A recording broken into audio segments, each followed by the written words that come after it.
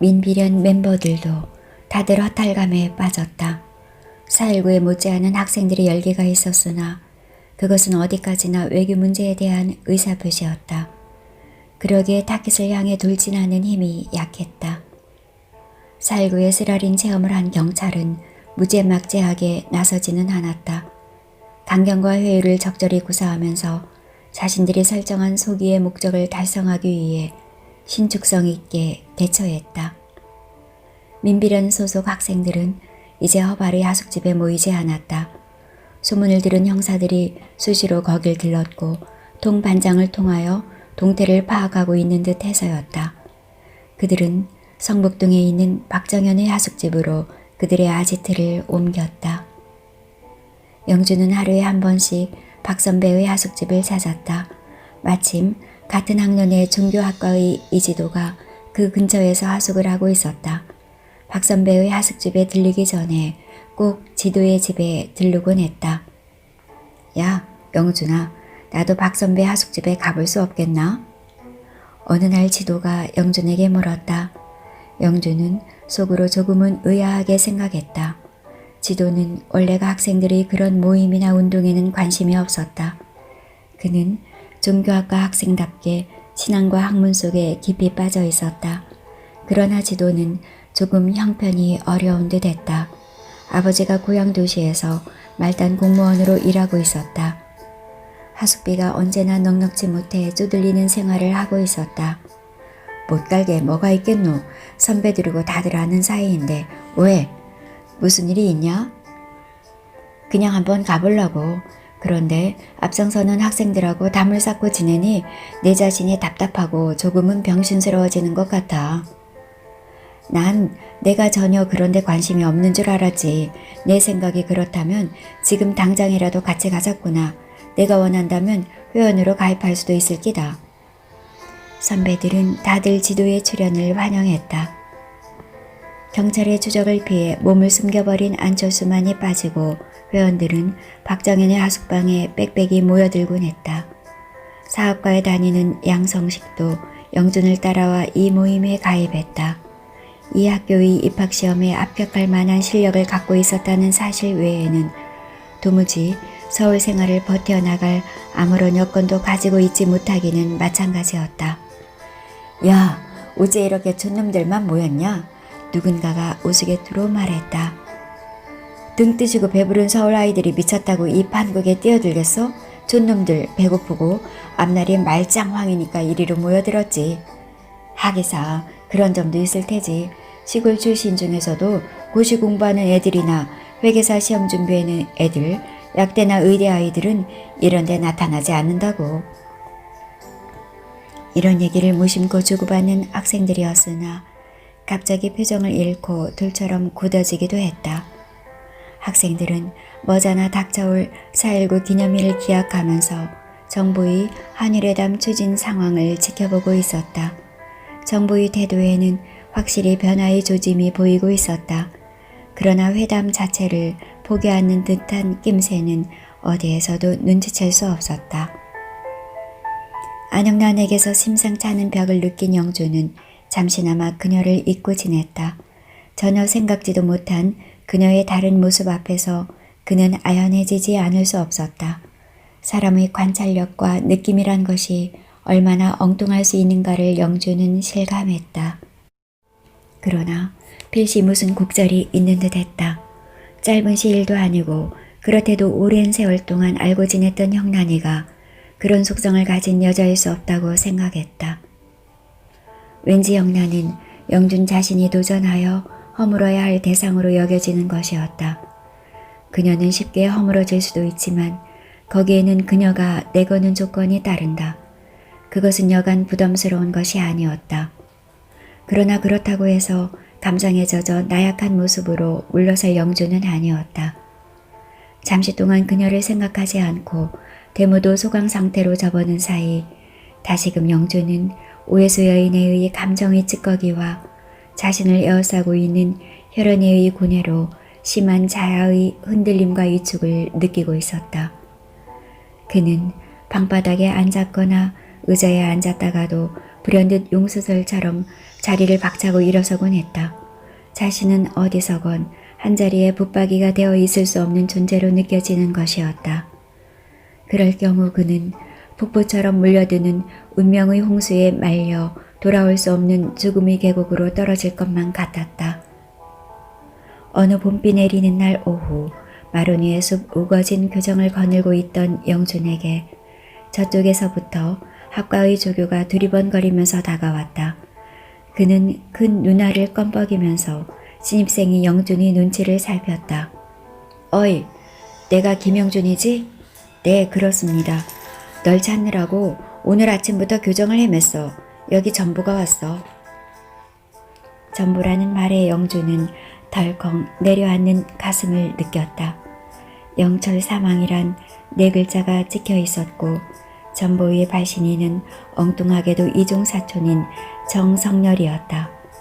그렇게도 쇠창살로 된 방에서 나가고 싶어 하던 영철은 결국 자신의 소망을 이루지 못하고 생을 다한 것이었다.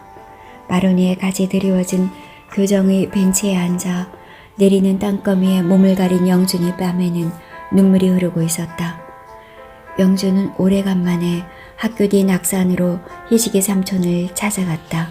학교에 입학을 하고는 처음이었다. 하게야 입학식을 치른 후 이제 겨우 한 달여가 지나갔을 뿐이었다. 희식의 삼촌은 영준을 보고는 너무나 반가워했다. 명예도 영준을 뛸 듯이 반겼다. 아이고 이게 누구? 대학생이 되더마. 꼬마 우리를 잊어버린 줄 알았다. 도무지 무신 소식이 있어야지. 이제 겨우 며칠이 되십니까? 한 달이 지나갔을 뿐인데 예. 희식의 삼촌을 만나니 고향 사투리가 자연스럽게 흘러나왔다. 그래도 아야, 대모는 아구같이 애사치럴 도무지 마음을 놓을 수가 있어야지. 내 걱정 마이소 삼촌요. 그런데 네 얼굴이 와 그렇노? 빙아리 새끼 맹크로 놀아타이가. 삼촌요, 오늘 안 바쁘마. 고향 좀 가입시다. 와, 무슨 일이 생겼나? 방학도 아닌데. 눈치 빠른 그는 무언가를 짐작한 듯 했다. 영준은 명예를 의식해서 입을 열지 않았다. 명예는 커갈수록 자기의 삼촌인 희식의 얼굴을 닮아갔다. 참으로 묘하게 생을 받고 태어난 아이였다.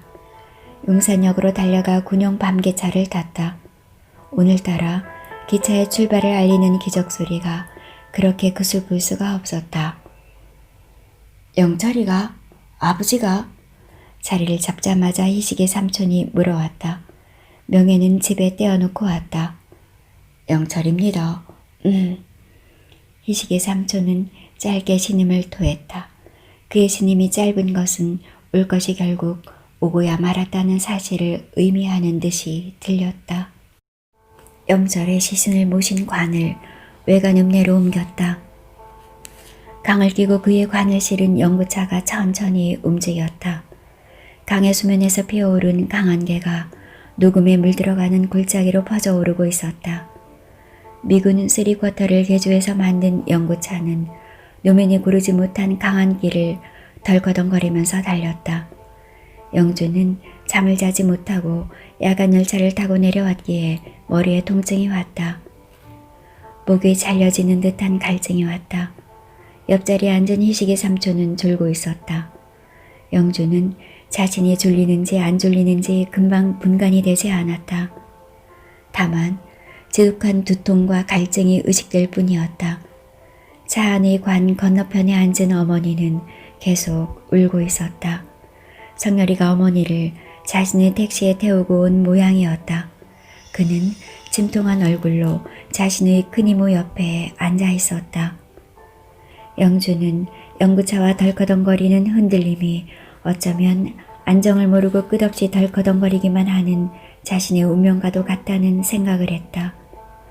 읍내의 화장터에는 웬 군인들이 득실을 거렸다. 이 읍내에 큰 주둔군이 있다는 사실을 말해주는 광경이었다. 그들은 군용 차량에 죽은 군인들의 시체를 싣고 온 듯 했다. 화구 앞에는 몇 구의 시체들을 담은 관들이 순서를 기다리고 있었다. 저승 가는 데에도 순서가 있었다. 화부는 50살을 넘어 슴직했는데 반백의 머리를 스포츠 머리로 하고 있었다. 그의 목은 굵고도 짧았으며 검붉은 색채를 띠고 있었다. 그는 군뱅이처럼 굼뜨게 행동했다. 그는 투박한 두 손으로 입 벌린 화구 앞으로 줄지어선 관의 제일 앞에 것을 끌어당겼다. 그러고는 굼뜨고 조금은 괴상스런 몸짓으로 천천히 그것을 끌어당겨 화구 앞에다 갖다 놓았다. 그러고는 뭘 하는지 꾸물럭거리면서 시간을 끌었다. 저승가는 사람들에게 잘 가라는 기도라도 하는 신용이었다. 자, 빨리 주라고. 누군가가 나지막한 목소리로 소곤거렸다.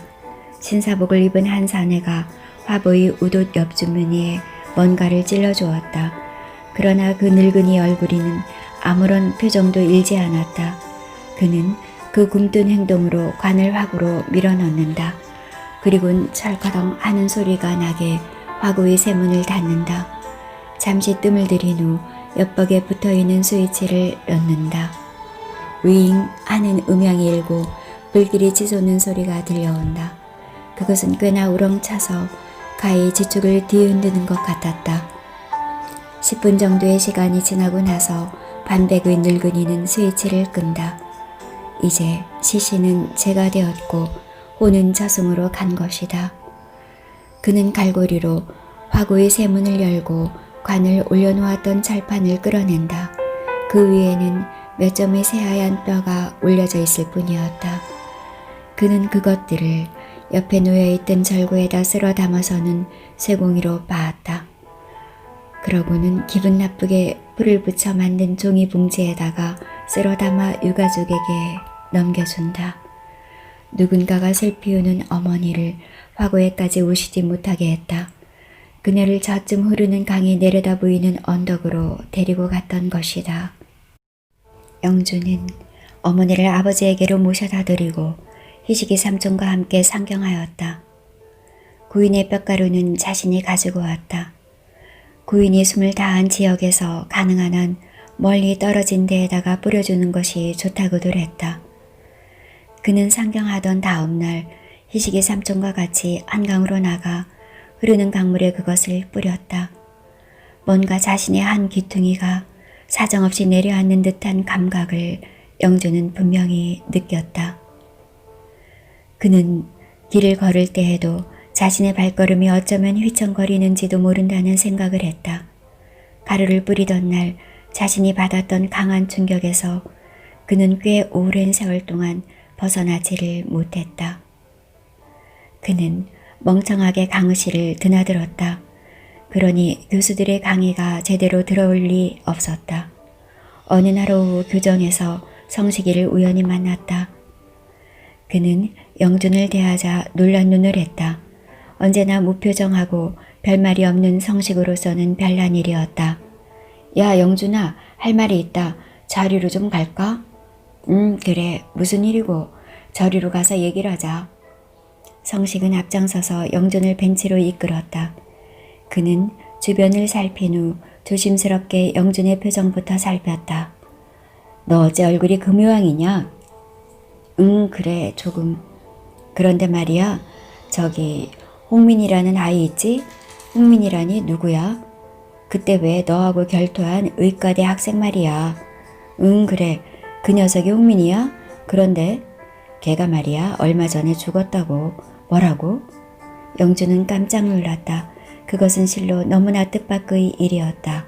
무슨 일로? 아무 일도 없이 그냥 자다가 죽었다는 거야. 영주는 말문을 잃었다. 설마니 자기하고 주먹질을 나눈 것이 그의 죽음이 원인이 된 것은 아니었겠지만 영 깨름지겠다. 심장마비로 진단이 나서 벌써 장례까지 치렀대. 평소에 조금 혈압이 높았다는 거야. 영주는 짧은 신음을 토했다. 그날 결투가 있던 날 밤 등선이 진 숲으로 도망을 치던 자신이 급작스레 방향을 틀면서 아래를 향해 날린 발길이 그의 가슴에 명중되던 순간 이상하게 발끝에 전해지던 감촉이 되살아났다. 발끝이 어딘가 뭉클한데 내리꽂히는 감촉이었다. 그리고 발끝에는 이상한 경련감이 느껴졌던 것이다. 좌우간 그들은 그날 밤 화해했고 부러진 기분이 되어 그의 하숙집으로 되돌아오지 않았던가. 자신의 발길질이 그의 급소를 건드렸다 하더라도 그가 현장에서는 아무 탈도 없었던 것은 확실했다. 그러나 그 소식은 영준에게 너무나 큰 충격으로 받아들여졌다. 그는 새삼스레 자신의 오른쪽 발을 내려다보았다. 사람을 죽일 만큼 길지도 날카롭지도 않은 평범한 발이고 다리이다. 넌 그 소식을 어떻게 알게 됐냐? 의대 다니는 친구한테 우연히 들었어. 원래가 고혈압인데다가 심장이 약했대. 성식이 너한테 의과대학 다니는 친구가 다 있었냐? 그럼.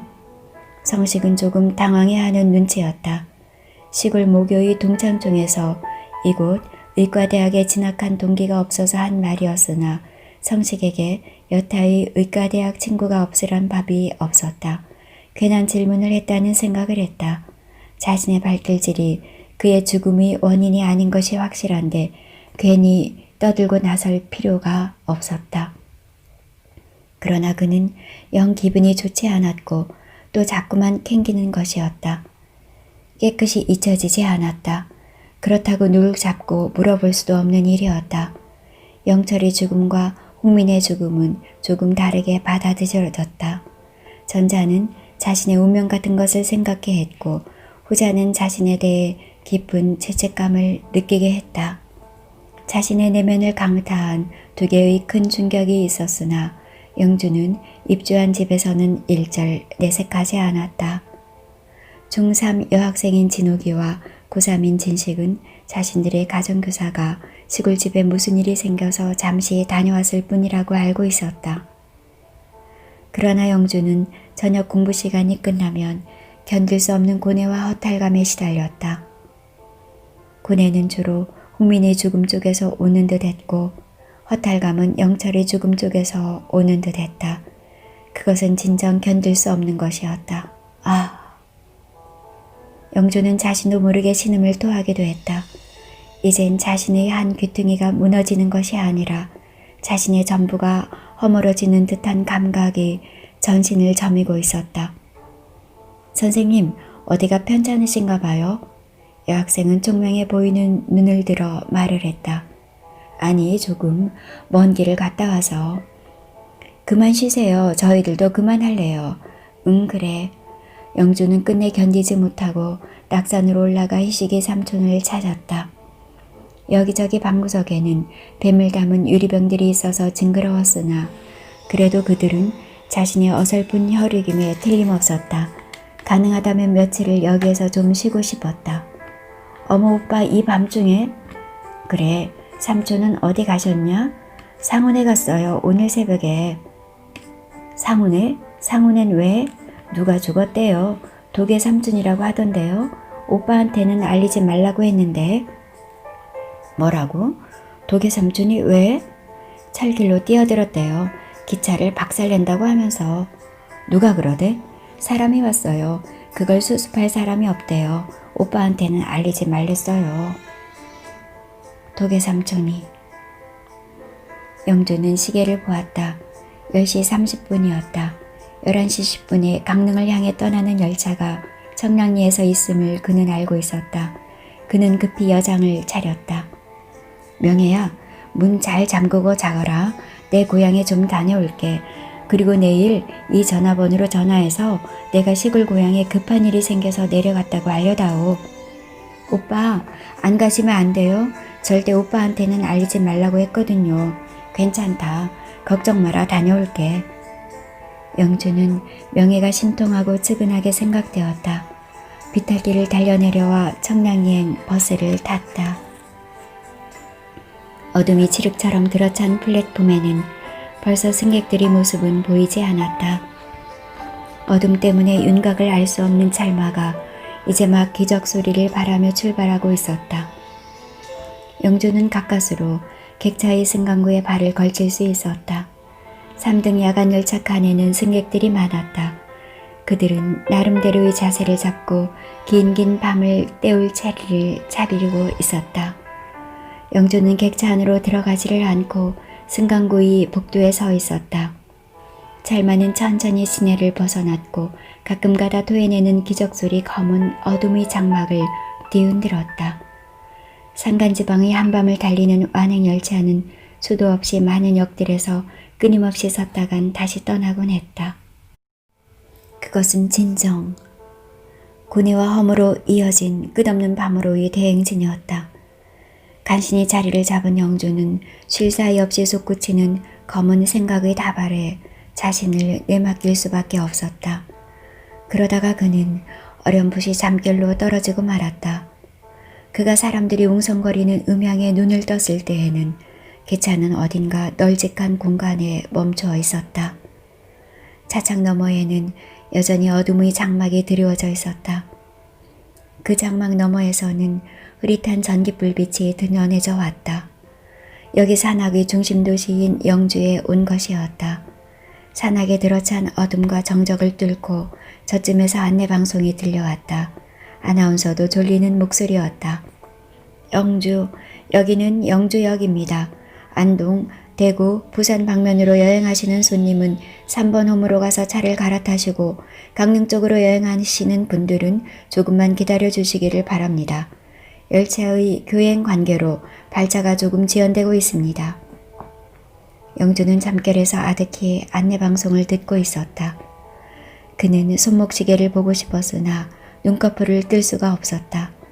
그는 잠결 속에서 자신은 이제 돌아올 수 없는 먼 계곡으로 영원히 여행을 떠나고 있다는 생각을 했다. 이윽고 기차의 기적소리가 울렸다. 산악의 짙은 밤 장막이 저 멀리서부터 천천히 흔들리는 듯했다.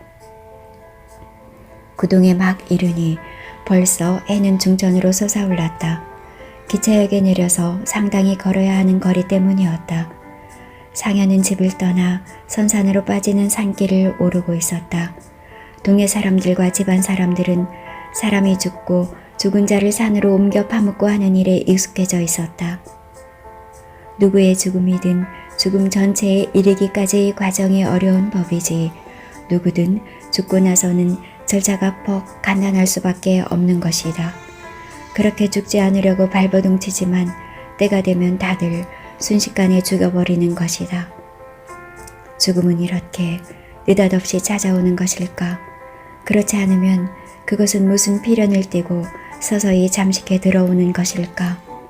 죽음, 그것은 순간적인 현현에 불과하고 필연성은 개인의 육신 속에서 점진적인 진행을 계속하고 있는 듯 했다.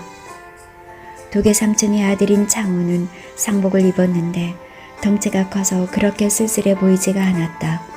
영주는 자꾸만 자신의 시선이 남은 삼촌들인 연홍과 연찬에게로 쏠리는 것을 느꼈다. 이들 젊은 삼촌들의 침착하면서도 깨끗한 얼굴에서 까닭 모를 안심을 하게 되는 자신이었다. 슬프게 울어대는 숙모를 창호에게 맡기고 영준과 희식은 길을 떠났다. 희식의 삼촌은 수백산 쪽으로 들어가 보겠다고 하면서 그들은 내성역에서 헤어졌다. 언제나 죽음이 가득 채워져 있는 공간을 벗어나는 기분으로 영주는 고향을 떠났던 것이다.